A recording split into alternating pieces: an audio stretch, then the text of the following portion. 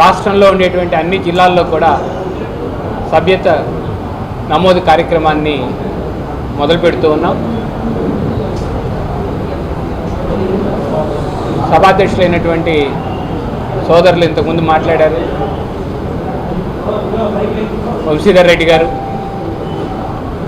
ఆయన మీకు అన్ని విషయాలు కూడా తెలియజెప్పడం జరిగింది. మరి అదేవిధంగా వేదిక మీద ఉన్నటువంటి కార్యవర్గ సభ్యులందరూ కూడా ఉన్నారు.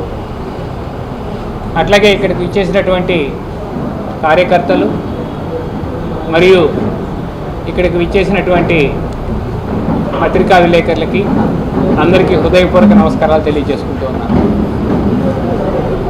మీకందరికీ తెలుసు, ప్రతి పార్టీ కూడా ప్రజాస్వామ్యబద్ధంగా 6 సంవత్సరాలకు ఒక్కసారి ప్రజల్లోకి వెళ్ళి సభ్యత నమోదు కార్యక్రమాన్ని ఎంతవరకు మన బలం ఉంది అనేది చూపించుకునేదానికి ఇవాళ ప్రతి పార్టీలో కూడాను సభ్యుల్ని చేర్చుకోవడం అనేది జరుగుతూ ఉంటుంది.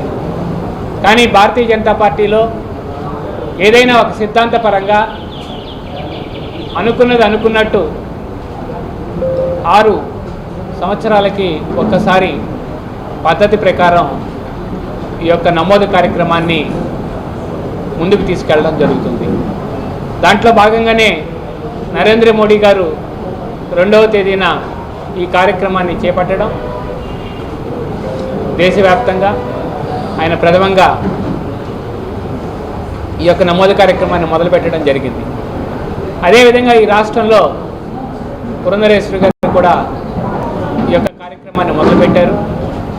మరి జిల్లా స్థాయిలో అనేక మంది పెద్దల్ని పంపించి ఈ రోజున అన్ని జిల్లాల్లో కూడా ఒకేసారి ఈ యొక్క సభ్యత నమోదు కార్యక్రమాన్ని డ్రైవ్ చేయమని చెప్పడం జరిగిందన్నటువంటి విషయాన్ని మీకు తెలియజేస్తూ ఉన్నాం.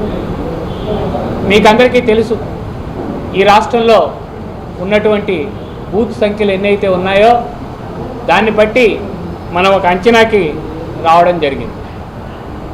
రాష్ట్ర వ్యాప్తంగా చూస్తే దాదాపు 1 కోటి నమోదు కార్యక్రమం చేయాలనేటువంటి సంకల్పంతో ఇవాళ పురంధరేశ్వరి గారి సారథ్యంలో, అదేవిధంగా జిల్లాలో ఉండేటువంటి పెద్దలందరూ కూడా ఉన్నారు.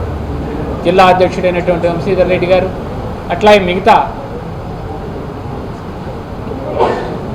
కార్యవర్గ సభ్యులందరూ కూడా కలిసి మనిషికి 200 చొప్పున టార్గెట్ను విధించడం, అట్లాగే మండల స్థాయిలో కూడా అదేవిధంగా టార్గెట్ విధించుకొని ఏదైతే మనకు రాష్ట్ర స్థాయిలో ఉండేటువంటి బూతులు 46,289 బూతులు ఉన్నాయి.